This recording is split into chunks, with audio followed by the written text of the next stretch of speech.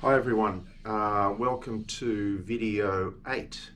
Now, as you can see, I've progressed this painting since yesterday.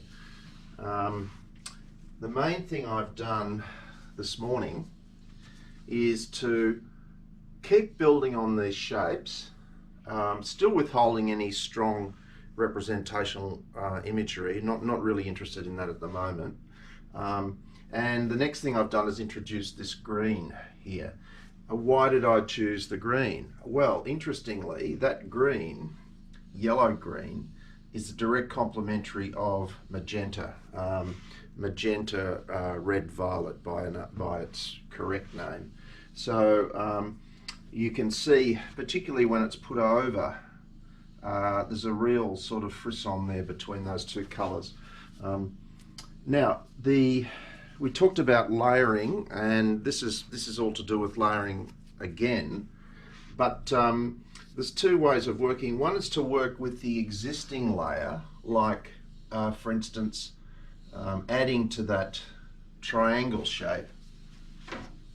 Another way is to work over the layer, so you're actually cancelling the shape, and something like that, actually cancelling that shape, and then you, as a result of cancelling those underneath shapes, you create another layer, and you may also be able to co-opt a new shape. So in other words, a new shape from the old, but the old still has a voice.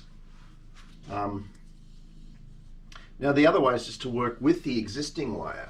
For instance, let's have a look. Say this square here, I might want to bring that out a bit more, so I can work around behind it to lift that out, or to privilege that particular shape. And you can see there that that now becomes the predominant form, and we have the surroundings, the space behind it. Now, once again, I've got this column thing happening here. I could build on that. Okay, so it's really just a matter of, at this stage, continuing to build up the shape relationships, withholding strong imagery as discussed. That will come later, but it's better for that to come or to impose itself gradually over a period of time. The main priority at the moment is to build the surface, continue those layers, and to look at our color relationships. Now, in terms of the color relationships, there's quite a strong intensity in these colors. So in other words, they're really bright. So what I think I'll be doing at the next stage, once I close this particular video, is to introduce some more tints and possibly some more shades. Okay, this is a pure hue here, pure hue, full chroma color, and to balance that, we need to have some tints of that strong color and some shades of that strong color. Okay, I'll continue working on this and get back to you soon. Back again, everybody. This is a close-up of some of those shapes that I've been working on. Just wanted to give you a much closer view.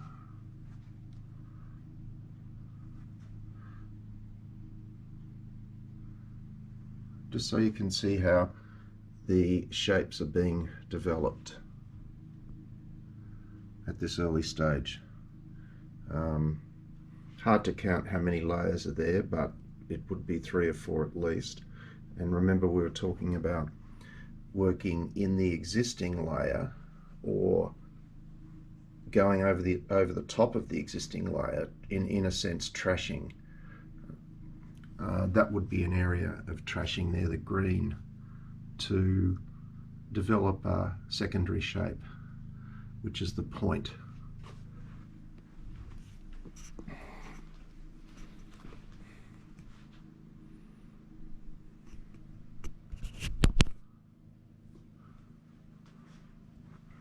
Okay, this is the painting from yesterday, and this painting's been going for quite a few months now, and just still moving between working the surface and teasing out shapes and forms. Because it's lyrical abstraction, I'm not really interested in finding figuration that's too literal. There are figures in it, but I turned the painting upside down because I didn't want that particular reading. I want the shapes at this stage to remain non-literal and non-figurative. So in that sense, they're more poetic, abstract shapes.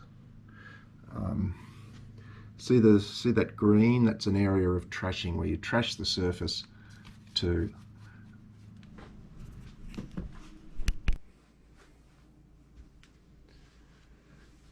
further advancement of the painting from yesterday, continuing to work the surface and to work shapes. Now, at this stage, you can start to see the emergence of some images. In other words, the shapes are morphing into images. Now, for instance, just here, you've got the beginnings of a figure. It's a symbolic figure. It's not a literal representational figure, but it has a figurative presence. And up in this corner, we see the beginnings of an organic tree or bush sort of shape. I guess a reference here to roofs, urban environment, that kind of thing. But far too early to commit to anything this strong. The problem with finding a figure in a painting at this early stage is that it has this incredible psychological presence to it, and you almost can't do any more to it. You have to. It has such power that suddenly there's a figure or a symbol for a figure, and it draws in all those historic references about figuration and so on.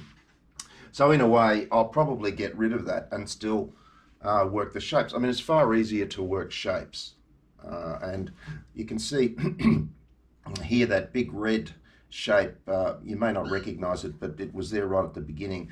I've worked over that, or I've trashed part of that, and I've just left this small area. But you can see now it's pushed back into the picture space.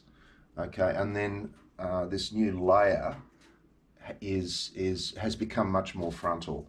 So that thing about where you're pushing, trashing and pushing the existing iteration back into an earlier stage of the painting happens all the time, and you have to be quite ruthless. Once again, much easier to work shape at this stage to advance the painting and to advance the color relationships and the harmonies than to get stuck on image.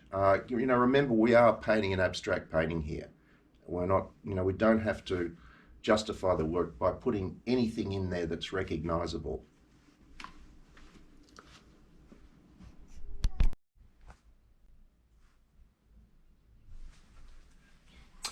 Starting to feel like I'm getting somewhere with this painting now. Now, you know that we talked about the surface, building the surface. Now, part of understanding that surface is the two-dimensional quality, or in fact the picture plane. Now, there's a couple of areas where I feel that there are holes in the picture plane, perhaps here, where you're looking through. And what I'm after is that push-pull situation where, if we look at this area here, you can see that this tree form is sitting on the surface, and the space surrounding it is sitting on the surface too. So it's creating an equal tension, if you like, both pushing one on the other, but also reinforcing the 2D quality.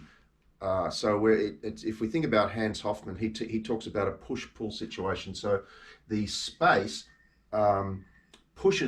pushes back spatially, and then it pulls back to the surface. So, and I'm reminded also of Bonnard's beautiful painting. So you get this situation where the area or the form that you're painting simultaneously is on the surface and in space, on the surface and in space. And it means that the negative space, this area here, is always active, so that the one is not more active than the other. The form or the figure, of metaphoric figure, let's call it a metaphoric figure, the figure is active and the space behind the figure is active. Or put it another way, the form is active, but the space surrounding the form is active, and it's exerting pressure. So there's reciprocal pressure.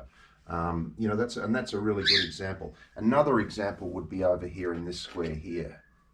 Okay, so that's really, as well as the layering, that's what I'm working towards. When I talk about surface, when we talk about surface in painting, it's the acknowledgement that your limiting conditions are 2D, two dimensions. So somehow you've got to create space within that limitation. So, and it's once again, to go back to Hans Hoffman, it's a plastic space. It's pushing in and then pulling back to the surface.